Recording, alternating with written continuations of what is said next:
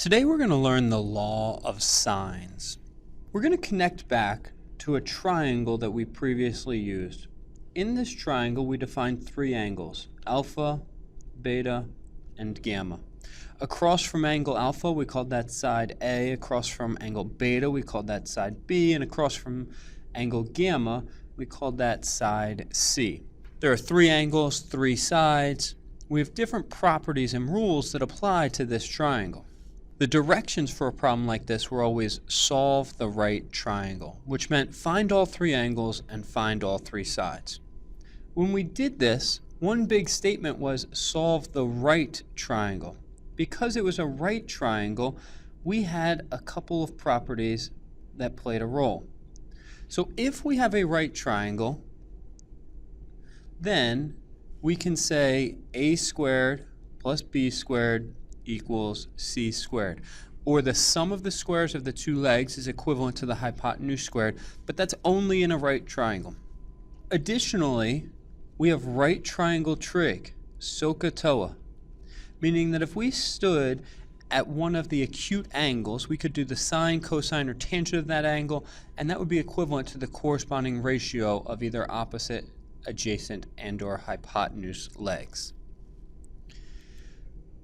We also had one more tool, but this other tool applied to any triangle. So if we had a triangle in general, then it was true that the sum of the interior angles, alpha plus beta plus gamma, was equivalent to 180 degrees.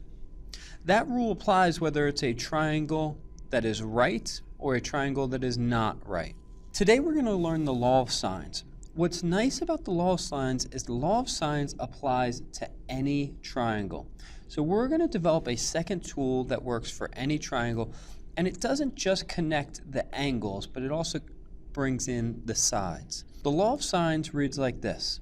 If I took the sine of alpha and divided it by a, or the side opposite alpha, that would be equivalent to the sine of beta over the side B, which is opposite beta. I could use that component, or I could also say the sine of gamma over C. I can use any two of these three connections here. So it's also true that the sine of alpha over A is equivalent to the sine of gamma over C, or we could use the B and C or the A and B sections of this rule. We're not going to go through the proof or the derivation of this law, but it is true. So this is our law of sines. So how are we going to use this? The first example we're going to do will have directions of solve the triangle. Notice a key word that's missing there is right. This is not a right triangle. Given will be that alpha is equivalent to 36 degrees, beta is equivalent to 48 degrees, and gamma is equivalent, well, we don't know. A is equivalent to 8, B is unknown, and C is also unknown. So we have three pieces of information. We need three more. We cannot use Pythagorean theorem. We cannot use right triangle trig because we don't know that this is a right triangle. In fact, it's not a right triangle. So what can we do?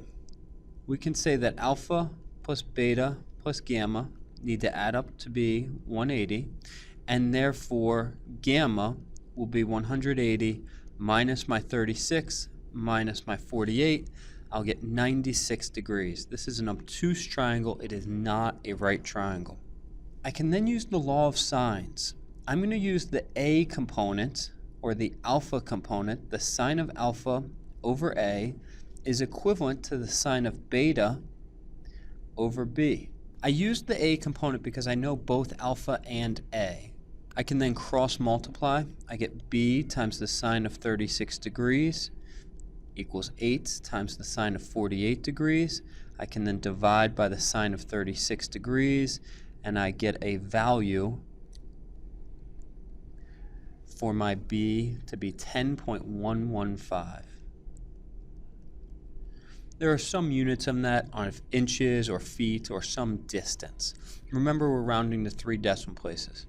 Common mistake. What mode do we need to be in here? Finally, I'm going to solve for C. Another common mistake would be to use Pythagorean theorem. It's not a right triangle, we can't use the Pythagorean theorem. But we could say that the sine of 36 over 8, using the a components, would be equivalent to the sine of 96 over c. Once we cross multiply and divide, we could say that c is equivalent to 8 sine of 96 degrees over the sine of 36 degrees, which will work out to be 13.536.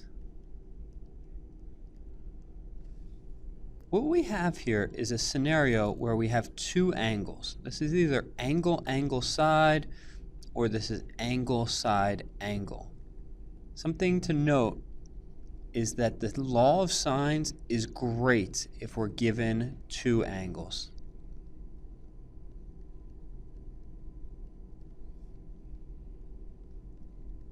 One of the reasons law of sines is great if we're given two angles is because we can use the sum of angles to find the third, and then we can use the law of sines to find the two sides. The second example I'm going to go through will be a little different. The directions here will still be solve the right triangle. We will not know alpha. We'll know beta to be 17 degrees. We will not know gamma. We will know that A is 6.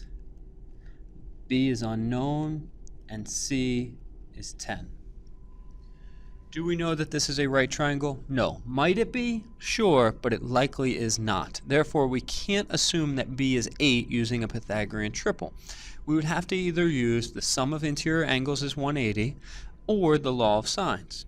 Because I only know one angle, the sum of the interior angles is not useful for me yet.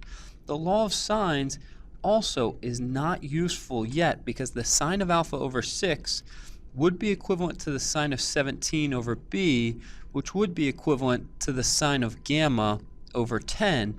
However, there is not any combination of two of these ratios where I would only have one unknown.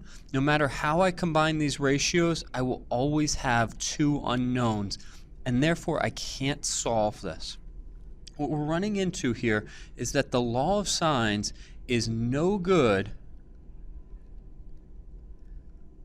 if we have two sides and the included angle. So side, angle, side here. We have side A and we have angle beta, and we have side C. Beta is the included angle. Law of sines is no good. The final example that we're going to get into today will be if we're given two sides and the non-included angle. So example 3 would be SSA. Let's make sure we write it that way. SSA is a challenge for us. We're going to call this our ambiguous scenario. Ambiguous meaning that we could have multiple possibilities here. One possibility is that there is no triangle possible. Another is that there is one triangle possible. And finally, it is actually true that we could have two triangles possible depending on what side, and angle we were given. We're going to go into a lot more depth in that during our practice during class. For today, I'm going to keep it simple with an example where we have one triangle possible. We'll discuss further the no triangles and the two triangles. So for us today, we'll have alpha to be 26.3 degrees. We won't know beta and we won't know gamma. We will know A to be 7 and B to be 6, but we will not know C. We can't use the Pythagorean because we aren't told that this is a right triangle. All we're told is solve the triangle. I would first use the law of sines using alpha and A. 26.3, the sine of that over 7 would equal the sine of beta over 6. Cross multiply, we would get the sine of beta times 7 equals 6 sine of 26.3. Divide over our 7, 6/7 of the sine of 26.3. And now to isolate the beta, we would have to use the inverse sine of that entire quantity. This is where it's going to be important to use our calculator correctly and make sure we're in degree mode. we would find here that beta would be approximately equal to 22.320 degrees.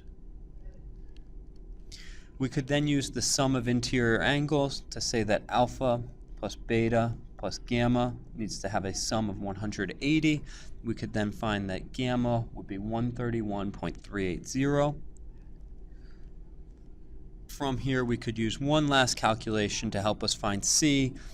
I would use the sine of 26.3 degrees divided by 7 equals the sine of gamma, 131.380, over C. Cross multiply, we would get that C would be equivalent to 7 sine of 131.380 divided by the sine of 26.3, and that would come out to be 11.854. This is an approximate value because I've rounded a decimal. Again, that's going to be our simplest scenario with side-side angle. We will get into the other two in the future. In fact, you might find one in your own exploration here. I'm going to leave you with two questions today. The directions will be solve the triangle. For the fourth example that I leave you with, alpha will be 40 degrees, beta will be 30 degrees, gamma will be unknown, A and C will be unknown, and my B value will be 10. The final example that I'll ask you to challenge yourself with tonight, alpha is 30, beta unknown, gamma unknown, A is 7, B is 16, and C is unknown.